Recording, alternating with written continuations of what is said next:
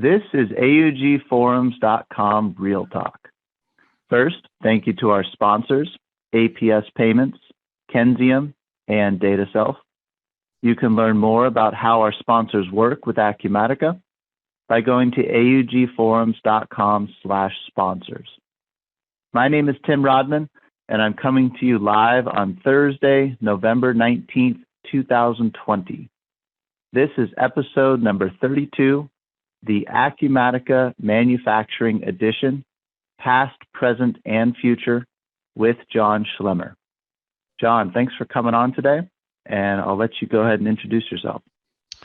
Well, thanks, Tim. I appreciate the opportunity to talk to you. I haven't talked to you because of the whole thing going on in the world since probably late January at the summit. But I love talking about what we've done with the manufacturing system, where all of that came from, and where we're going with it in the future. And I don't think there's any better person on the planet to get than you, so I'm real glad that I was able to get you. Thanks for coming on. And maybe we could start off, just give us a little bit. I know you've got quite a ERP history, but maybe give us the 50,000-foot synopsis of what you did prior to getting involved with Acumatica. Sure. Yeah. I'll give you the Cliff Notes version because it would take probably too long. Now I've been doing manufacturing software for about 38 years, with one brief hiatus of high-end WMS supply chain execution, and just really enjoy the manufacturing. I grew up on the shop floor and got into back in probably the mid 80s, and with a company that a lot of people may or may not have ever heard of at the time, which was called MMS International. And in 1990, we took that company public and we renamed it Cymix Computer Systems. A lot of people may know it by its new name, which is Infor Sightline, or the Infor Cloud Industrial Suite product. So I was there for a number of years, did a lot of different things, ran their partner channel worldwide for the last 5 years that I was there, and then moved to Chicago from that point in time to another smaller company at the time, which we ended up merging and selling. And then I took the 5-year hiatus to the WMS space, and we ended up selling that company to Infor as well. And then ended up moving company to Infor as well. And then ended up moving back to Columbus and needed to do something, and found a company called Joss Systems. I went and joined them. They were really excited about this new venture that they were doing with a company called Acumatica. So this is back in 2011 when Acumatica was very, very young. And we became the first independent software vendor for it. Was an early stage, and we decided that we were going to write a manufacturing product for the Acumatica platform. Acumatica clearly at the time was just financials and distribution and some CRM, and we added a manufacturing vertical to that. So we wrote the product in about 10 months. I think it took us to write the core modules of bill of material, production, and MRP. We've obviously added a lot more functionality over the years and added some additional modules to that. And so we got very, very close with Acumatica, and obviously the goal was to get as close as possible. And in September of 2017, I'm curious on that 10-month part. Is that what you thought it would take going into it, or was it faster than you thought it would take? Well, we had written a product on an older platform, the Microsoft Dynamics SL platform, which was then Solomon, prior to me joining Joss, and it had taken them 2.5 years to write just the bill of material and the production management module. Very similar to what we did with Acumatica, where it was the exact same screens, look and feel, language, and so it was seamless. So it took 2.5 years to do that for those 2 modules. We wrote an additional module. So we wrote bill of material, production management, and MRP into Acumatica in 10 months. We had estimated that it was probably going to take 18. So, the thing that we loved when we chose Acumatica was, the platform was clearly the best that I'd ever seen. And actually, in my opinion, still is. So from there, then being able to build on top of that in a seamless manner was really beneficial. So the tools were great. I'm not a developer, but my development staff just fell in love with it. That's cool. I think it's pretty unusual to hear a development project come in faster than expected. So I think that I remember reading that story early on when I was learning about Acumatica, and that point it really stood out to me. Yeah. Yeah. So, and there's still a lot of rapid development going on. As I mentioned a little bit, earlier, in September of 2017, we entered into an OEM agreement with Acumatica to where it became the Acumatica Manufacturing Edition. We were still doing the development under that for Acumatica, and then we entered into a acquisition with Acumatica, and we officially got acquired January 31st. So it was right during Summit. I mean, all the paperwork and everything was signed, I think, on the Sunday afternoon of the start of the Summit. So that was pretty exciting. And, obviously my entire team, minus one person that we had in Australia because of the NYOB, all came over to Acumatica. Which I thought was great because, I've gone through a lot of acquisitions, and sometimes, some people get left behind, but everybody has come over to Acumatica. It's a little bit different than when you're working at a smaller company. You have different teams and things. So there was a little bit of adjustment, I think, on a lot of our people's part. But I think overall right now, and when you're working at a smaller company, you have different teams and things. So there was a little bit of adjustment, I think, on a lot of our people's part. But I think overall right now, I think things are in a good place. We've been able to put the product into the core. So initially it was a project customization, and I know you're familiar with all of that. It was a seamless project customization, but you still had to, go ahead and publish the customization. And so there were some issues there sometimes with making sure everything meshed on the release cycle. We obviously tried to minimize that. And my personal opinion is we did a really good job of that. So kudos to my development team. And, so once we got acquired, basically we said the first thing that we're going to do is put the product into the core system. So we started on that ER2. So back in late September. So when you look at something like that, merging all of that, that code into the core product, renaming a few tables is a big effort. And we ended up doing it in about 4.5 months. That really caught my attention. And I had a similar conversation with Angela and Kate about the construction edition and how now in 2020 R2, that also is in the core. But, that's been part of Acumatica for a couple of years at least. When I heard the goal back in February after the acquisition of moving it into the core, I was like, yeah, that sounds like a great goal. We'll see what happens. But sure beat my expectations, I guess, similar to beating your first development expectations.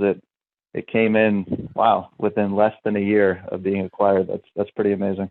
Yeah, and again, this is all about the development team that we had at Just Systems. So, part of that also is that we've been exposed to Acumatica and the tool set and all of those things, for a number of years. So that helps. So it's not like we just started this six months ago.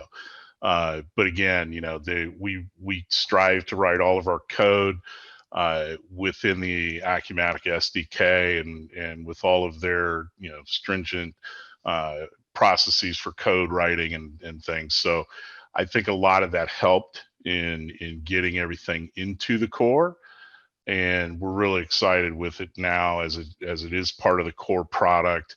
We get better on release structure to where everything gets into the preview 1, the preview 2, and the beta, and then everything just rolls right out. So, this was the first one that we've been part of Acumatica. So we're really excited about 21 coming out in March timeframe, February, March timeframe. Now we can, since it's into the core of Acumatica, now we can start adding some more functionality and plan for that. So we're really excited about what's coming. So Joss Systems got involved in 2011, ran with it until around 2017.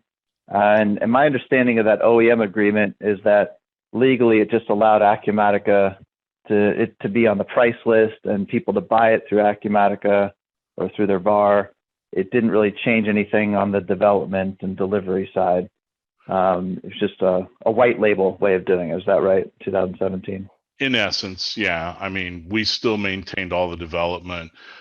We did all of the we assisted on a lot of the services on the manufacturing side. Personally, I've known the services on the manufacturing side.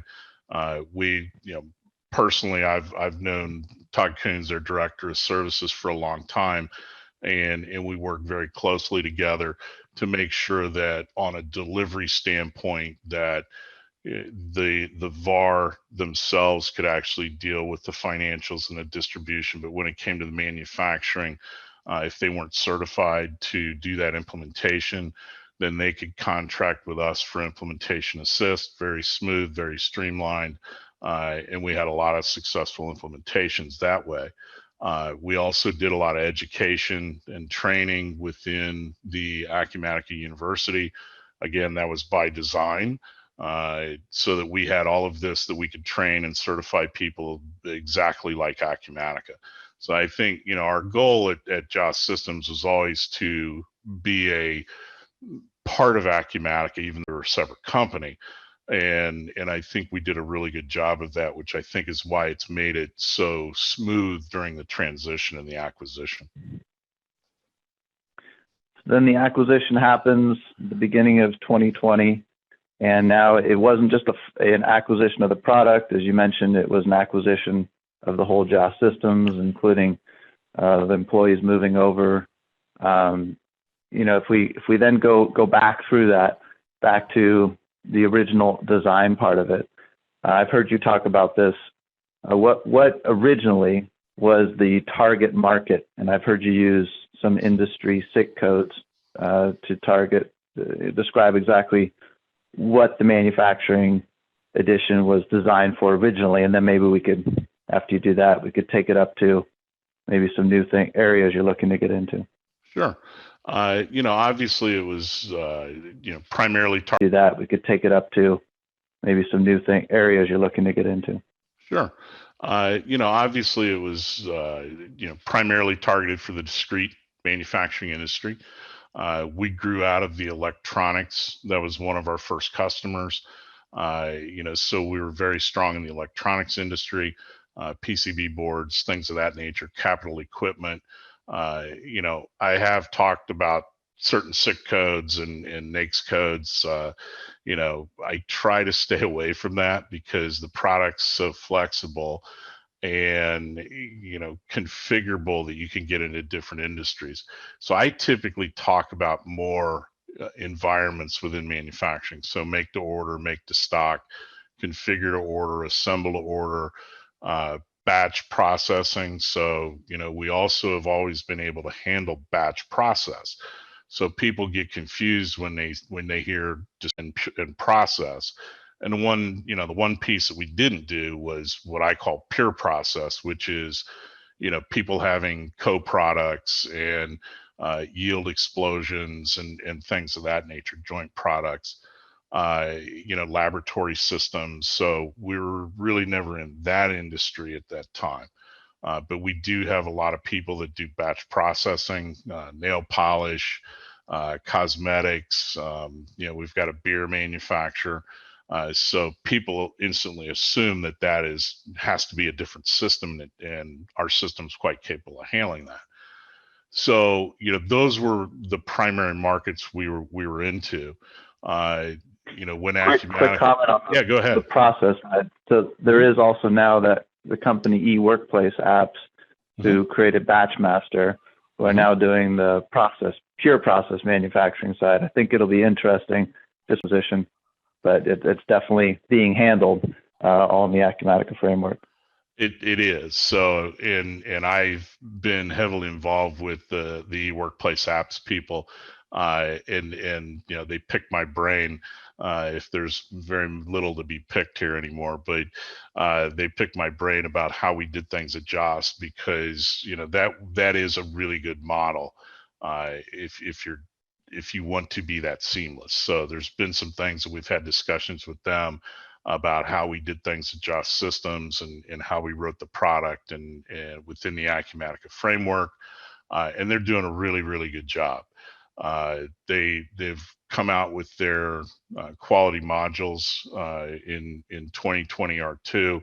They are in process right now of coming out with the process. And the one thing we all want to caution, they're doing it right. So they're rewriting this right now of coming out with the process. And the one thing we all want to caution, they're doing it right. So they're rewriting their system in Acumatica. So it's not something that we're just going to take and this is where I caution people, it's not going to be Batchmaster day one.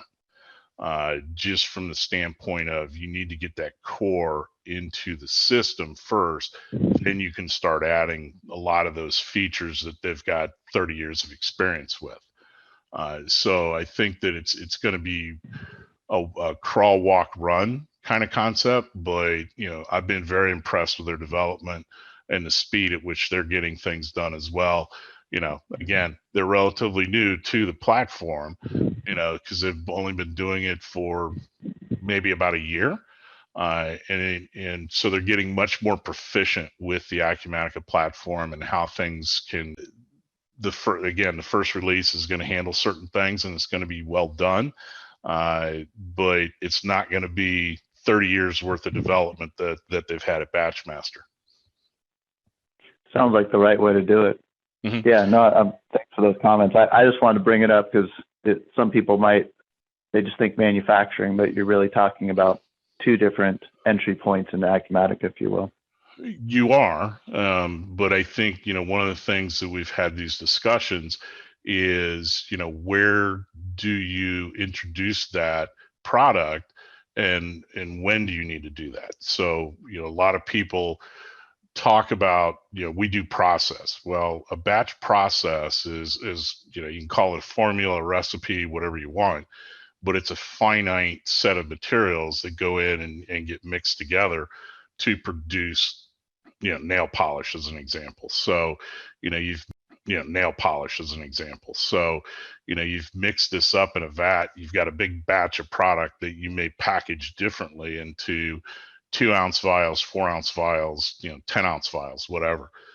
The Acumatica Manufacturing Edition can handle that.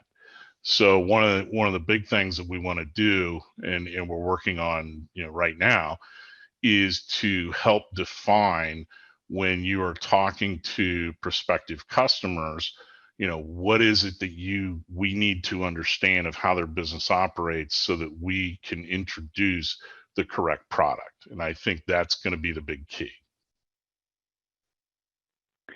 Yeah, and to your point about not wanting to get shoehorned into SIC codes, I think one great story from, maybe it's been a few years already, was with the explosion of the cannabis industry and how quickly Acumen and how was it really an adaptation to that industry, or was it something that was just a good fit for discrete manufacturing?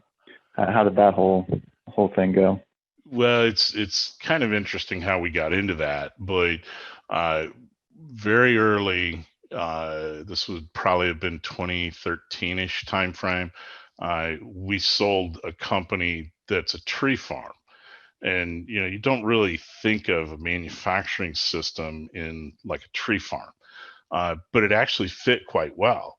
They had a work center, which was basically 40 acres of land that they grew trees on. And from a scheduling standpoint, it takes 3 years, or 4 years to do. So when we had an opportunity into the cannabis industry, we kind of applied that and said this should work a system in order to produce cannabis. So one of the very first customer we had is one of the larger cannabis producers out of Canada, and they would take the plants and they'd trim them and they'd grow them in a test tube, and then once they got to a certain height, so that's one work center. Then they would take it to another room and they would grow it for another 2 to 3 weeks, and then they'd take it into a third room, which was like the vegetation room, and they'd grow it for another 3 weeks, and now you got a full plant, and then you would harvest that. So all these things fit perfectly within a manufacturing system. They did some great company to work with, very technical. They did an integration with scales into Acumatica. And one of the reasons I think that they ended up choosing Acumatica was because of the platform, so that they could do things like this. So they ended up choosing Acumatica was because of the platform, so that they could do things like this. So they integrated some scales with some automation. So when they harvested the plants, they would put it on the scale, they'd weigh it, and they'd call it Acumatica, and then they would go and cure it. And then once they cured it, then they would put it on a scale and get a dry weight. So they would do that, and then so you have full plants that are ready to be processed and bagged and things like that. And they would put it into 3 different buckets. So we talked a little bit about co-products earlier, which we don't do, but we do byproducts. So they would have, the pure flower, there was the high potency, and that would go into one bucket. They would have a byproduct that, a mix of different, flower that fell into another bucket, and then they would have the waste, which was another byproduct. And they since have started squeezing the oil out of the waste before they have to do that. Obviously there's compliance issues with that, and we've had a couple the oil out of the waste before they have to do that. Obviously there's compliance issues with that, and we've had a couple vendors, that have taken our base product on the manufacturing and added some specific things on the grow side, so that you can track strains and things of that nature. So very much like at what we did with Acumatica, there's been a couple partners of ours that have taken our product and have added to it to make it even much more specific for the cannabis industry. So it's been interesting. I didn't know a lot about cannabis before we got involved in this at all, and it's a fascinating business. That's an interesting point, just about the platform, the ability to integrate things like scales and do things with customizations, do third-party apps, stuff Acumatica is so strong with, and it reminds me and how it's got this kind of maker culture to it. And it's really the same culture in manufacturing. You're actually making things, and I could see how just the framework of Acumatica would be very attractive to a manufacturing company, because they've got that culture and that desire to, or that ability to think about how you're not just picking something off the shelf software-wise, but you have the ability to actually make it do what you want it to do, just like you do on the shop floor. Right? Yeah. That's a great point. Yeah, and I agree with that. I think I've had people ask me, they go, why did you guys go with Acumatica, and what do you like so much about Acumatica? Because you've been doing this forever. And it's like, the first thing I always tell them is the platform's awesome, and there's a lot of things that you can do, which we can talk about some of the things that we're obviously looking at. And it's highly configurable, so it's not like, here's your software product, make your business fit that. You can come in and you can configure the system to work with how you run your business. Now, obviously, there's other things, especially in the digital and things of this nature, to where you have the opportunity to make some process changes during that implementation. You don't just buy a new system just to replicate what you had. So I think Acumatica gives you that flexibility and that configurability. And then, of course, the logical follow-up question is, what don't you like about Acumatica? And it's like, well, it's highly flexible and it's really configurable. So you can, the flexibility, and the configuration of it, you can kind of become kids in a candy store, to where it's like, wow, I can do that and I can do that really quickly. Great, let's go ahead and I can do that and I can do that really quickly. Great, let's go ahead and do that. And it may not be the right thing. So I think our partner community, from an implementation standpoint, understands that, and they try to keep people, hey, let's stay in this box for right now, or this lane, and let's get the product in, as opposed to going, we can do all this other stuff. Let's do it all at once, and let's get it up and running. Then we'll look at that in a phase 2. I was having the same thoughts when you were talking about e-workplace apps and Batchmaster. Mm-hmm. What's good about Acumatica is it can hit so many different industries now.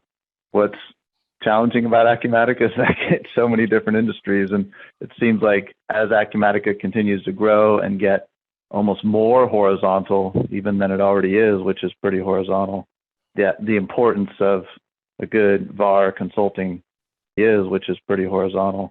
The importance of a good VAR consulting partner just gets even stronger and stronger, I feel like. Yeah, I agree. I think that you need to be able to focus. So I know way back in the early years at Acumatica, we would have a lot of partners that would do multiple things. It's like one day I'm going to be dealing with financials only. The next day, hey, I got another prospect that does manufacturing. I don't know anything about manufacturing, but I'm going to go ahead and talk to him about it. And I think that the growth and maturity of the channel has now come to where, hey, this particular partner, they're very focused on distribution and manufacturing. Every manufacturer distributes product, but now come to where, hey, this particular partner, they're very focused on distribution and manufacturing. Every manufacturer distributes product, but not every distributor manufactures. So I think those two kind of go really well together. And now with the field service, we have a lot of people that'll manufacture things and then they distribute it, and then they're going to service that over the course of time. So I think that's one area that I think Acumatica is extremely strong in, because there's not a lot of ERP systems, in particular in the mid-market, that could do that end to end. One of the other ones is the construction edition. You'd mentioned you'd had conversations with Angela and Kate. When we actually wrote an integration for project, one of the questions was asked of me is, are we going to do the integration into the construction edition? And I'd never seen it, part of the development. So let's look. So we got to see the construction edition, and the big thing for us was the cost codes. And so we could manufacture things, integrate that into project. You can create manufacturing production orders from the project now. And so we all of a sudden have a lot of construction companies, if you will, that own manufacturing, or they want to track manufacturing and cost that differently. And so there's a lot of these construction companies that also add the bill of material and the production and the MRP module from a manufacturing standpoint. And, so I think that's one of the beauties of how the architecture is within Acumatica, to where you can have, here's an addition that is specific for construction, or specific for manufacturing, or specific, for field service, but they all work together in harmony. And I think that's a credit to Acumatica's development, that said, hey, we're not just going to have these little isolated systems. We're all going to have them talk together. That point about construction to me sounds very similar to what you were saying about cannabis, in that it's not necessarily that there's a lot of holes in the feature set or things that need to be developed. It's just learning how to configure the other modules to work well with your business. And totally agree with that. And I kind of stopped on my point with some of the partners that we have. With the manufacturing and distribution, we have people that are focused on construction, and yes, you have this entire platform, and if you want to call it horizontal, within manufacturing, you have micro verticals. So on cannabis, just as an example, which might be a micro vertical within manufacturing, then I can talk the language that they're talking. Same thing with engineer to order companies or configure to order companies. Again, we're talking environments there, but a lot of those fall into specific SIC codes and things. So if I'm really good at automotive, well, I better know what goes into an automotive ERP system, and so I can have the Acumatica product. Here's how we're building it, and then if I need to add specific functionality like EDI, obviously is big in automotive, then there's specific partners, best of breed, that's what they do. And it totally integrates in with Acumatica and the entire products all the way from start to finish. Best of breed, that's what they do. And it totally integrates in with Acumatica and the entire products all the way from start to finish. Yeah, I think it seems like something that I think Jeff Ashley is working on quite a bit these days, how to get out of the older mindset of just, well, I assume he's working on this, I should say. It seems like a problem that I'm seeing more and more, how to get out of the mindset of just one consulting company owning a client to getting into more of that collaborative relationship, just due to the nature that Acumatica is so horizontal and you just can't know everything. Yeah, I would agree with that. And yeah, we continue to improve things around that, and provide a lot of education in order to have partners focus, if you will. So I think that, and I think that's really where the market in general is headed. You can't be all things to all people. Now, Acumatica, from a product standpoint, may be able to do that, but as far as the implementation and understanding capital equipment or printed circuit board business, they're different. And if I'm focused on electronics manufacturing, that's really what I do, then I can dominate that market. Because some of the competitors are going to come in and say, yeah, we do manufacturing. Well, do you do PCB board manufacturing? Do you have reference designators? And a lot of those companies go, what's a reference designator? If you're saying that, you're not going to do well in that market. Yeah, I've been going through the same thing just personally on the consulting side. It's exhausting trying to keep up with all the different areas. Making a bold move personally, starting December 1st, I'm going to go off and do independent consulting focused on the reporting tools in Acumatica. See if I can make a living at that. Congratulations. And, it's really the same thinking though, right? In that you just can't be a jack of all trades, especially with a product like Acumatica that's so horizontal. So you got to pick areas to focus on and get really good at. I totally agree. And what I've seen over the years, not just with Acumatica, but when I was at Cymix, we focused on manufacturing. That's all we did, and we were really good at it. And I think that the partner community, you're going to find that a lot of the partners that are being recruited now, they focus on something, whether it be manufacturing, construction, and the partners that don't focus on that, are going to have a challenge with Acumatica because of what you said. It's so, it's getting so broad, you can't know everything. The first summit that I attended was a couple of years ago with Acumatica, and there were 32 people there. And we were the only independent software vendor. Now, what was Vegas? Over 2,000 people and maybe 130 different ISV vendors. So it's exciting to watch, but even 3-4 years ago, I could know everybody. It's getting more difficult now. Yeah, there's a lot of balls in the air. I'm curious your point about like a pure manufacturing area. Since we both have been in Columbus, Ohio for the past few years, that's since we both have been in Columbus, Ohio for the past few years, that's where Macola, a product called Macola, was headquartered before they destroyed their partner channel. I don't know if you've had any insight into that product or the import products that just did manufacturing, and maybe customers that have come over from those products. One question mark I've had is Acumatica does the horizontal industry thing really well. What's your experience been when you get someone who's coming off of a pure manufacturing system? Have they been maybe a little disappointed because they were expecting more out of the box, or maybe got some stories there to share?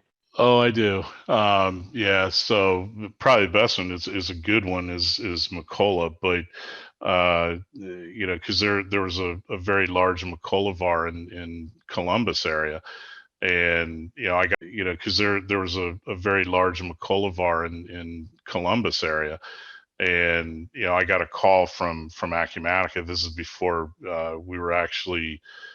This was probably right around the time that we were getting ready to announce the OEM agreement. So this had been back in 2017. And they were interested in coming over to Acumatica, pretty much like you said, because Macola was destroying their partner channel. And one of the things was they said, well, can you do a demo for us so that we can see the product?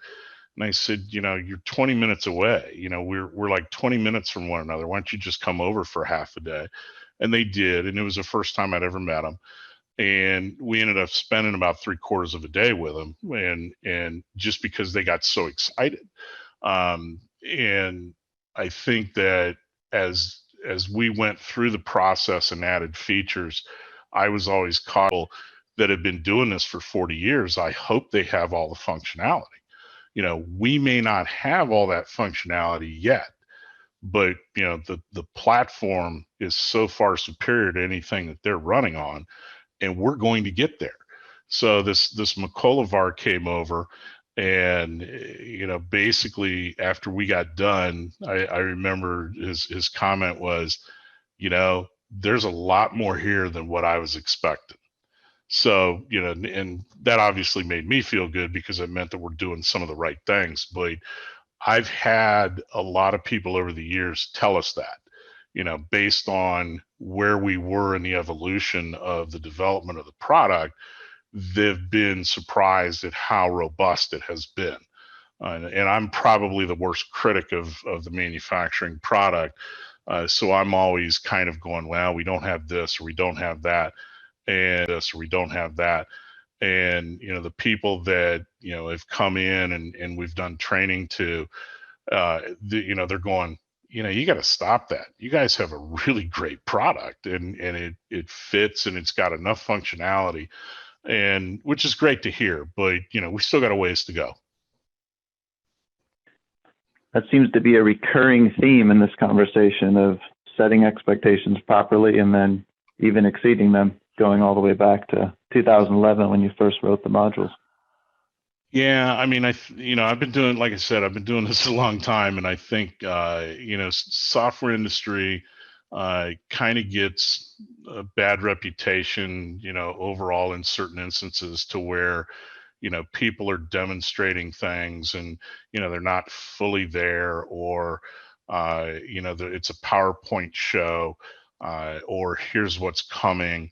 It's software development. Things will slip. But one of the things I've been, very impressed with Acumatica, and one of the reasons that I stayed on with Acumatica was, they're very realistic. They're aggressive, in getting product out the door. But they typically will do what they tell, at least my experience. They've always done what they've told me that they're going to do. Are there a couple features that I'd love for them to add when we were Joss Systems that we could have really taken advantage of? Sure. But you're looking at a much broader development than just my little manufacturing company, if you will. But I've been very impressed with, these are all the things that we're going to do. We hit the dates, and if things are slipping, then we basically say, hey, it's not going to make it, and we stop telling people it's coming. That's a good realism point that I hadn't considered in terms of the acquisition. Of course, you had on the technical side, you developed the product in the framework from the very beginning, so it made sense there. But yeah, when I think about it, even company culture-wise, having worked at Acumatica myself and having been over to your offices, and which were also in, I think it was both in Westerville, right? We're both in Westerville. Yeah, we were both in Westerville. And, suburb of Columbus, Ohio, where Chase Bank is actually headquartered. Yeah. And, just considering my experience on both sides at the old Jazz Systems offices and working at Acumatica, yeah, there's a very similar tell it like it is company culture. And be realistic about expectations. I hadn't considered that. Yeah, and I think that to an extent, both companies are product companies or were. I mean, so that fits in that culture. I mean, so that fits in that culture. We were all about what we were doing from the manufacturing standpoint. I mean, we didn't shy away from it and tell people, but we were also a partner. We were a VAR. That wasn't our main focus, but we were more of a product company than we were a sales company. So you see that in other competitors within our industry, and they're a sales company. Yeah, trust me, it's coming. I've never seen that with Acumatica. I mean, they may say that something's coming and it slips, and but they're saying, hey, this is not going to make it, as opposed to just continuing on, with the fallacy that it's going to be there. So I think that if you're up front and, you set those right expectations with, prospective customers, I think that you're going to have happy customers. And I think that, the one other thing that I've found with Acumatica, that's different from my early days when I was at Cymix, we would do things in what I call the ivory tower syndrome. We'd sit in our little offices and go, this is a great feature everybody would need. And so we'd put it in the product and push it out to everybody, and they go, what do you do this for? So now all of a sudden we've wasted, a month worth of development or 2 months on something nobody wanted. So I made a conscious decision, in a lot of other companies I was with that I had this control, was to make sure that we listened to the partners, the customers. What are the things that you really would like to have or need in the product, so we could focus and prior with that I had this control, was to make sure that we listened to the partners, the customers. What are the things that you really would like to have or need in the product, so we could focus and prioritize on those items that were very beneficial. And Acumatica has the same culture. So they have the ideas, and now the new community page is really exciting, to where you can put out ideas. Hey, I'd really like to see this in the product, and vote on it, and we take that seriously. So those are one of the things that obviously.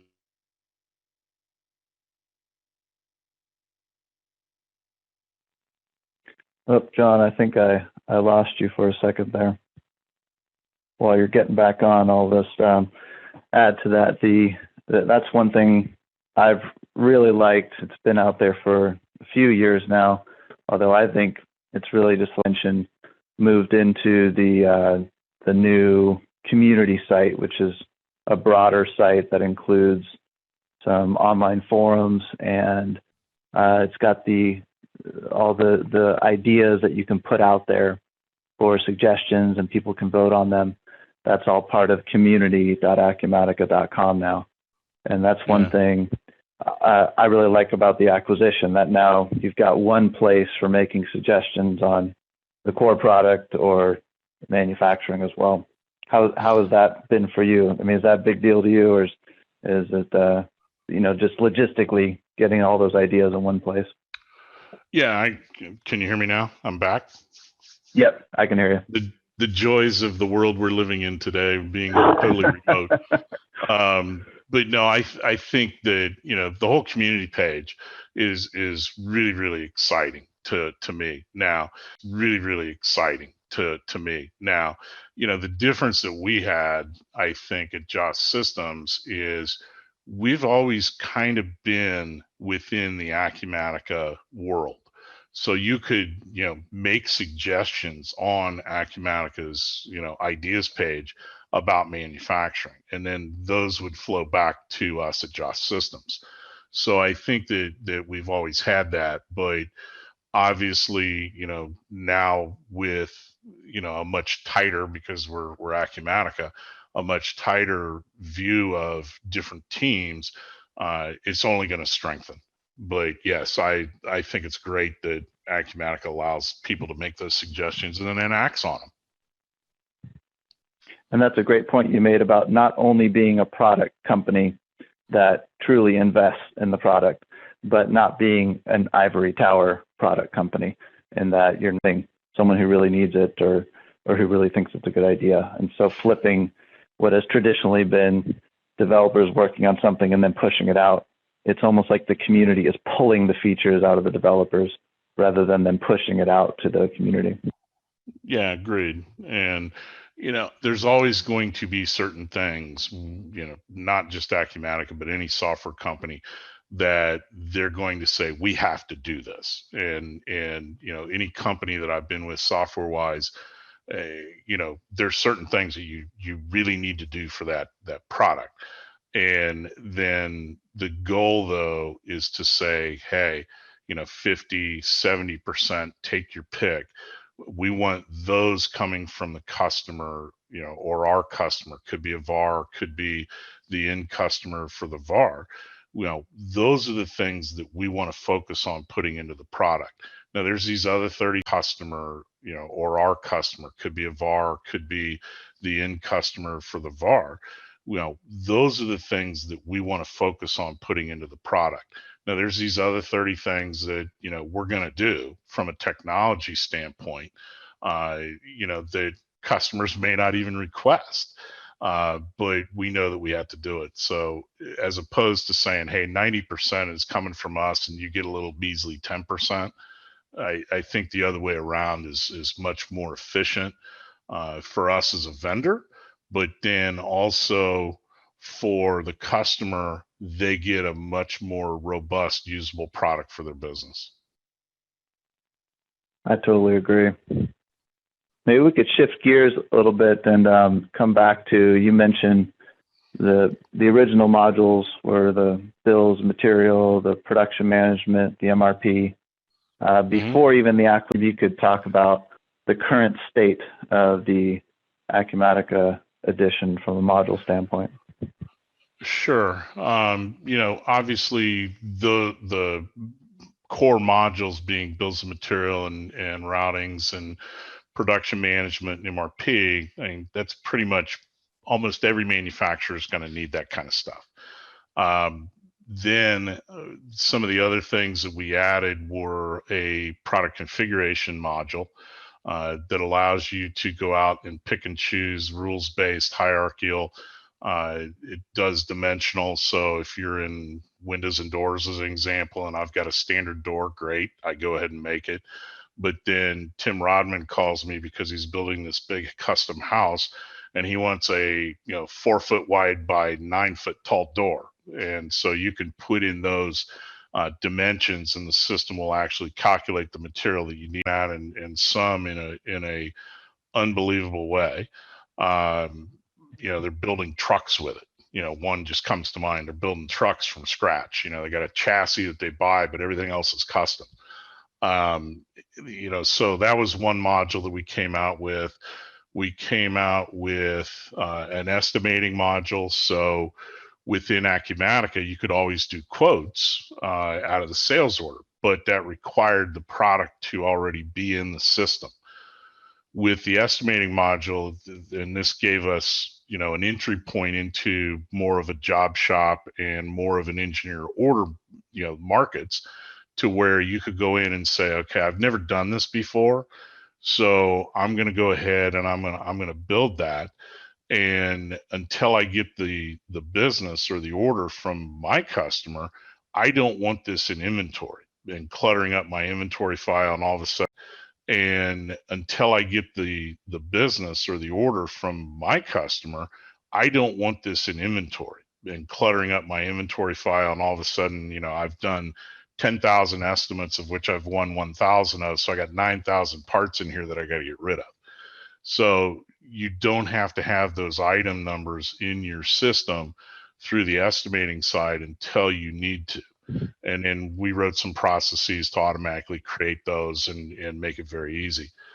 Those two modules right there, I think, are great illustrations of the configuration decisions you have to make. I mean, if you're making something that you could be making again, well, you now have to decide, is my recipe a bill of material, or is it in the configuration module? And then if it's something that's more job shop, like you mentioned, you now have to decide, well, is that the estimating module, or is it more construction projects? And it goes through a lot more work. You're not just letting the software drive the decisions, because you have multiple options. You really have to dig in and understand the business better to decide which path to go down. Totally agree. And I think and then there's two additional modules. There's an engineering change control module that allows you to go in and make engineering change requests, go through an approval process, create an engineering change order that goes through an approval process before now it gets committed to the bill of material. And we'll talk about that in the estimating with some additional functionality that has been added by third-party products. And then the final module that we have is the advanced planning and scheduling module, which we did purposefully in phases. So the first version, we pretty much said this is going to be finite. We're going to hard allocate, and we're going to schedule work centers. And then the next release, we added machine. And then the next release, we added tools. So there's a lot of things with those modules that you don't want to just sit here and go, yeah, in 2 years I'll have this whiz bang scheduling module. You build that in phases, and it just makes the development that much easier, we'll say, but much more controllable. The other things that we've been able to do with some of the third-party partners as well is there's CAD integration that a product called CAD Talk, in one in particular that I know well, they've actually been able to take, here I've got SolidWorks or Autodesk. I'm going to take that, and they have a product that we've had a request, or I've had the request for probably a year and a half off and on, for more robust product lifecycle management. So PLM type systems. We're in process right now with a company called Arena Software that they're actually going to integrate, or we're actually integrating it, the PLM system into the bill of material as well. So we're really excited about that one. That's one of the future things that we're doing in the next release. I think I remember hearing that Infor did that really well, the PLM side of things. They did, and I'm trying to remember. I think it was one of the things similar to Joss Systems, where I think they acquired it. and then did that. So we're doing this as a more of a best of breed. And one of the other things from how we did this design and did that.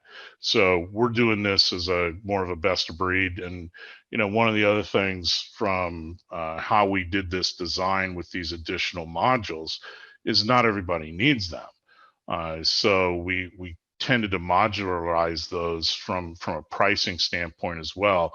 And as you said, depending on the market, if I am in a PCB board manufacturer, I don't need product configurators. So just because you've come out with it and put it into this manufacturing system, why should I pay more? So you have the base core modules, and then you can pick and choose the other modules that you may require for your business.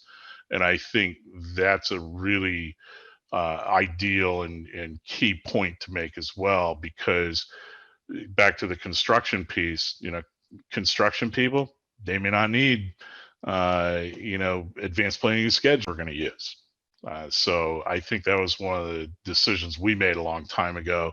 And obviously with the acquisition, Acumatica could change that, and they did not. So I think that they agreed with how we did it. Yeah, those people in technical sales who demo Acumatica to prospects, they definitely do not have a boring job. They have a lot of work to do to figure out what exactly the prospect needs and how to demo it, et cetera, just because there's so many different options out there. Well, and I mean, in this day and age, I mean, the old show up and throw up demos, that doesn't work. People are educated. This isn't their first rodeo on buying an ERP system. And, I agree. I mean, I think the biggest, miss in a lot of sales cycles, if you will, is in the discovery. The old days, somebody would say, yeah, we're looking for a new system. It's like, great, I'll be out next week to demo it. Well, what are you going to demo if you don't understand what their business does?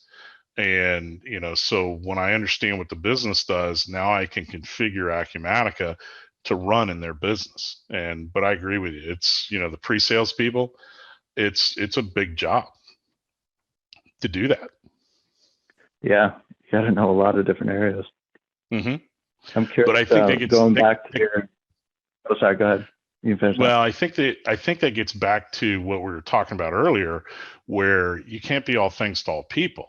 So, I know that, when we were at Joss Systems as a VAR, if somebody came to us and said, we're a project heavy company, and did we know how project accounting worked? Yes. Is this something that we're really being a project centric business only? Not really. So this was an area that we would, talk with another VAR and say, hey, you're better suited because this industry better than we do. And we had a lot of people that would do that with us. They may have come across a manufacturing customer that was something that they really didn't know. And so they would, talk with us to assist them with that, that particular manufacturer. And I think that's another important thing within the ecosystem of Acumatica. I think most everybody gets along, which is kind of rare. I've been in other ecosystems where they fight like dogs, over a piece of meat. And, most of the people within the Acumatica ecosystem, get along. They want to help everybody. And, we've done that for years on the manufacturing side with partners and just successful. And if they go out and, the system may do everything their customer wants to do, but the partner isn't fully up to speed on how that works, then the customer's not going to be very happy. And ultimately, from my standpoint, it all comes down to customer satisfaction. Yeah, it's a good point about what is a fast growing product. It seems like people aren't concerned about defending their turf so much just because it's growing so fast. When you have a more static system that's more in maintenance mode, it's not adding a lot of customers, you get into a lot more turf wars. Agreed. I'm curious, you back on the advanced planning and scheduling module that you mentioned. I get a daily Google News digest emailed to me. So anything that hit Google's news maintenance mode, it's not adding a lot of customers. You get into a lot more turf wars. Agreed. I'm curious, you back on the advanced planning and scheduling module that you mentioned. I get a daily Google News digest emailed to me. So anything that hit Google's news search for Acumatica, just that keyword, I just kind of scroll through that every day. And most of what comes out is like these market studies and the cloud ERP market growing. But one thing I've been seeing a fair amount of probably for the past year or so is specifically about advanced planning and scheduling and that market growing and Acumatica being in that market. But, that's me in a Google News email that I get. I'm curious your standpoint, the advanced planning and scheduling market. And question, especially, as the markets have changed, a lot of people have to get away because of their customers' expectation. They can't just sit here and say, well, we're going to make this product every day, for the next month. Because their customers are pushing them to be able to, make changes rapidly and get those specific customer requirements to their end customers. So you need capabilities in order to, schedule your facility better. We do both finite and infinite scheduling. So infinite, says I can have 10, production orders that take 8 hours each, and I can, schedule those all in one day. Obviously 80 hours in one day is kind of hard, but you schedule those all in one day. Obviously 80 hours in one day is kind of hard, but you can do that. And a lot of systems do. The finite piece says, I'm going to prioritize what gets done. And, so I've got the same example of, 10 production orders that require 8 hours of that work center. Well, I can only do one of those. And so I got to prioritize which one. And, so that's what the finite scheduling allows you to do in a fairly simplistic way. But, one of the things that you need to understand is it's not a magic button. So humans need to make those decisions to say, I need to be able to go, this one's a high priority, it takes precedence. So most companies that are getting into advanced planning and scheduling, they're going to have a planner that plans that, shop floor. So you get into which prioritization on that particular production order. And it's clearly an area that, we had all intentions to continue to build upon at Joss Systems. And then when we were acquired, the first thing that we did was say, let's get it into the core. So we're back into that mode of adding things to the advanced planning and scheduling. So, I'm sure we'll talk a little bit, and I've interspersed, the PLM thing, but we're pretty excited that we're finishing off Capable of Promise. So that'll be something that's coming in the 21R1 release. And, so from a Capable of Promise standpoint, a lot of people think that it's available to promise. They are different.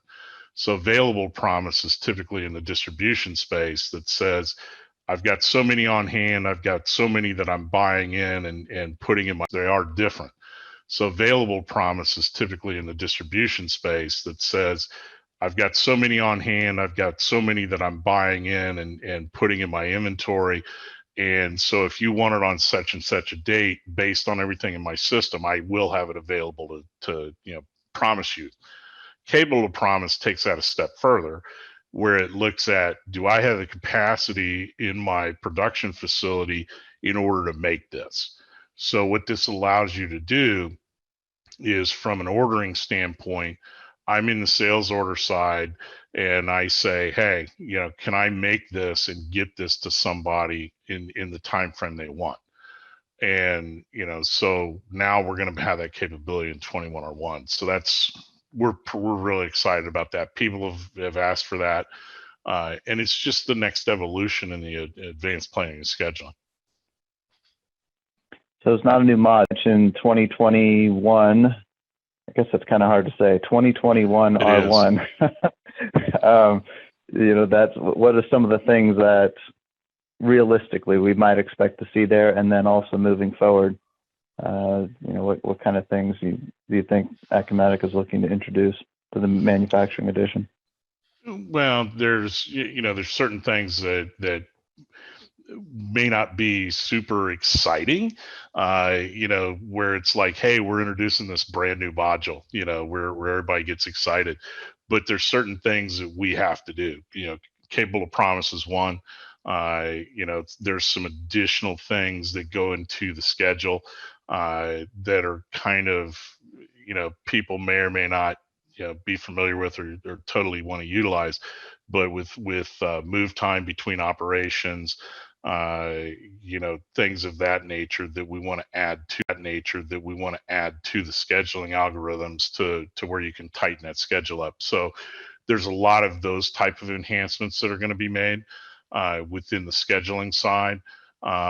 We've evaluated, everybody wants a visual type schedule. So we've evaluated some things along those lines, and we're moving down that path. I think this is one of the other things from an Acumatica standpoint. We don't do things in a vacuum, and so we had heard about having some type of visual schedule when we were at JOS.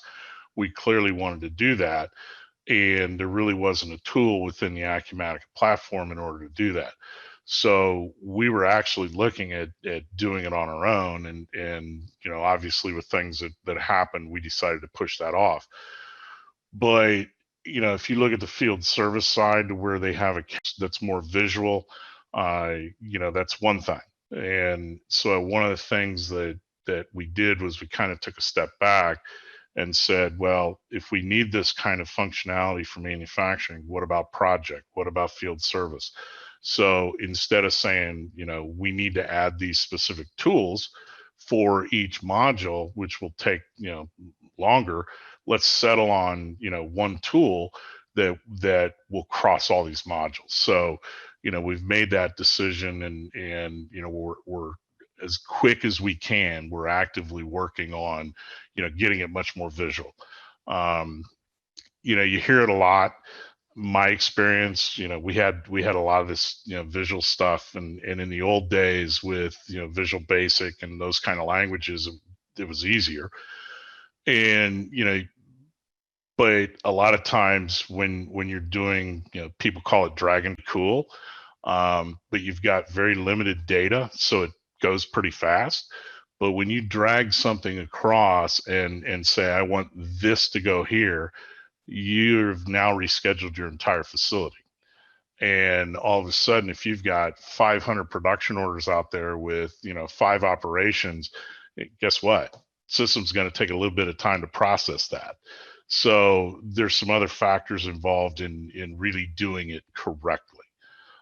So we're hopeful, but this may be something that comes into the following release. But hey, if we can get it done, we will. But if we can't in the normal release, then it'll be something that we continue to work on and come out in the 21R2 phrase.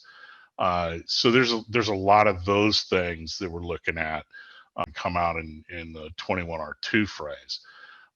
So there's a lot of those things that we're looking at as well. So the big push right now has really been on the scheduling aspects and kind of finishing that particular module. So everybody's excited. I mean, we've got customers that are giving feedback and suggestions, and they fit with what we were going to do anyhow. So that makes it even better. I'm curious then, back to the market, since a lot of these points are about scheduling, even when it comes to the Acumatica roadmap. In addition to my daily email that's heating up with my Google News, when I look at it with my much less experience than you have, but when I look at it, my understanding of it is that you go back to like the 1980s or prior, and was the MRP systems. It really was driven by manufacturing and being able to schedule materials as far as getting on systems. And then you get into the 90s and you actually have the enterprise resource planning ERP term actually get coined in the early 90s. You have a big push because of Y2K for companies to get on ERP systems. And so ERP gets hot like in the 90s. And now if you come forward to today, I think a lot of people know what ERP systems are. And to your point, you can't just show up and throw up in a demo. People have had experience with those systems. But when it comes to advanced planning and scheduling, is that maybe more recently hot? Is it sort of like the 90s where people were coming off of spreadsheets onto ERP systems?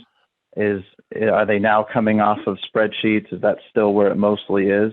And they're looking to come onto systems from a advanced planning and scheduling standpoint? Sheets, is that still where it mostly is? And they're looking to come onto systems from a advanced planning and scheduling standpoint? Yeah, and the scheduling, in my background, goes back to the Cymix days. We had this, back in the late 80s and 90s, and and even into the 2000s and the 2010s. Obviously, they still have it, but a lot of and this is where I think people think that it's a magic button. So you go into a production meeting and you want to move things around, and people are doing it with magnets. Hey, I got job 10 and I want to move it over here, so they move it around on a magnet board. Where what we want to try and do with that is visualize that in more of a Gantt view, if you will. I think that people have begun that they're going to need a planner in order to do advanced planning and scheduling. So I think that evolution, you're correct. There's been scheduling in the large tier 1 type systems. It's pretty expensive. So you look at the mid market, and there's a handful that are reasonably priced in order to do that. So I think the key is that companies in the mid market, now it's become much more reasonably priced. So it's kind of like when you buy phones and computers, right? When it first comes out, it costs a lot more than 2 days later, if you will. But so I think that we've been able to lower that price point and still provide rich functionality, and I think that's what you're probably seeing. So I think that we've been able to lower that price point and still provide rich functionality, and I think that's what you're probably seeing. That plus the fact that customers, their customers, are ultimately saying we need to do this faster. So that's where the advanced planning and scheduling is really coming in right now. Yeah, that really sounds to me like the same evolution. And I should have mentioned that what I was thinking was specifically mid-market, and that, before the 1980s, you had these big systems, but Great Plains, Solomon, the 1980s going through the 1990s really brought that down into the mid-market. And maybe we're seeing the same thing happening now with advanced plan, or I guess you would just call it scheduling. That would be the market term for it. Yeah. I think the scheduling piece is now much more prevalent. Well, obviously, we're doing some other things around, machine learning and AI. We'll continue to do that. The internet, the IoT kind of things, hooking into sensors and doing things like that. We've done that in the past as kind of a one-off, if you will, with specific customers. But again, those kinds of shop floor execution type systems, or MESs, those are things, again, that I think you'll start seeing more prevalent within the mid-market than they have been, because they're coming down from the upper tier, but they're becoming much more prevalent within the mid market as well. So you've got those kinds of things.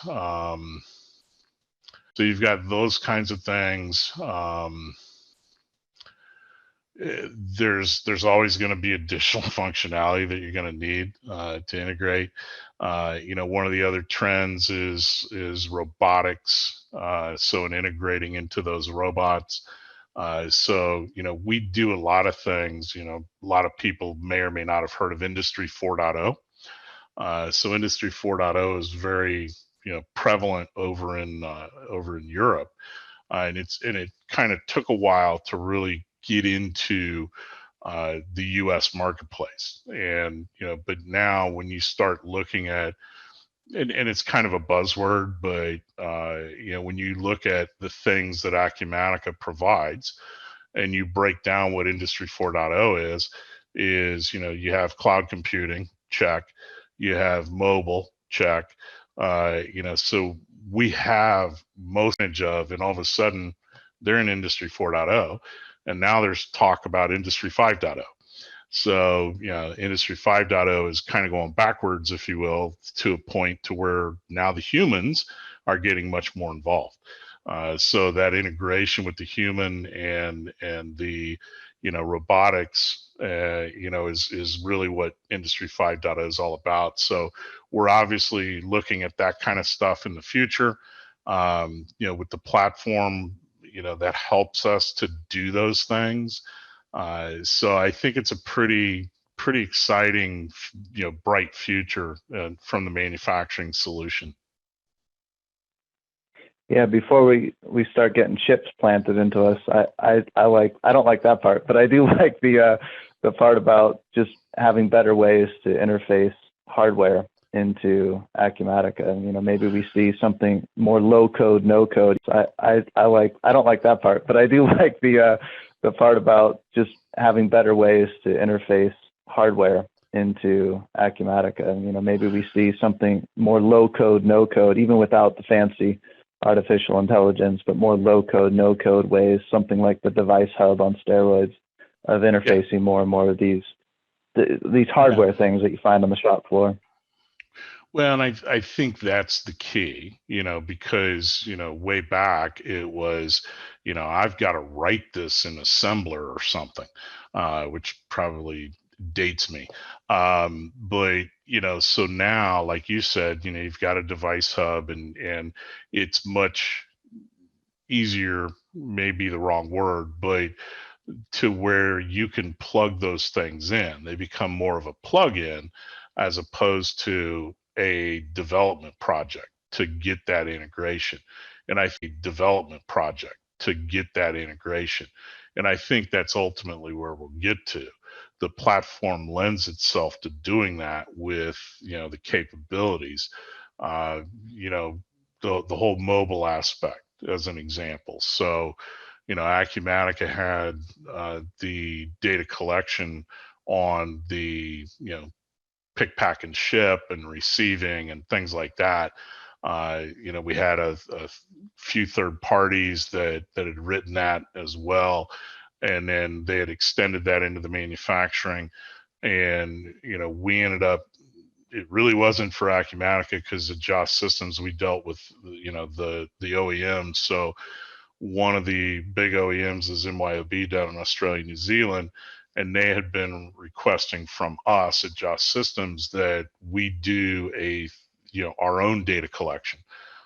So we took do the shop floor transactions on a phone, even or on a handheld barcode scanner, and it was really exciting because I just remember I'm thinking, how long is this going to take? And I gave it to one of my developers, and she basically started on a Monday. I was traveling, so obviously this was pre-COVID. I came back on Friday, and she says, "You want to see it?" So it took her 5 days to do one transaction set, and so that was pretty cool. So it took a month and a half to do the whole mobile interface into the manufacturing, and then along the way we added some capabilities to that to where you could do clock in, clock out, to where people could actually go in and say, I'm starting this production order. Great. Here's who I am. I'm starting it. Or people could actually go in and say, I'm starting this production order. Great. Here's who I am. I'm starting it. Now I'm going to go work on it. Then when they go back, it's going to clock out, and this is how many I completed, and the system will actually automatically record the time. So we had a lot of people ask for that. So we went ahead and added that to the system at the same time. And you can do that either on the browser or you can do it with the mobile. And so I think that, one of the things that we always tried to do and Acumatica tries to do is make that capability to where you can do both. So we're pretty excited about the mobile app. We've got a lot of people that we're wanting it. We've got a lot of people that are now using it and they're really excited about it. So I'm sure we'll hear some things that people will want improvement on that, and we'll go ahead and add those in as well. Well, hey, John, I need a platform to develop things faster than you thought it would take with that data collection functionality, and I'm glad that came up too. Hey, thanks for coming on today. Any other closing thoughts you wanna add? No, good luck on your new adventures. Really enjoyed catching up with you. It's been a while. Let's try and make it a little less long the next time. But I think, from my standpoint, really excited about what Acumatica is doing. And, we're really looking forward to the future. I think it's only going to continue to go up. I agree. Hey, thanks again for coming on today. My pleasure. Anytime.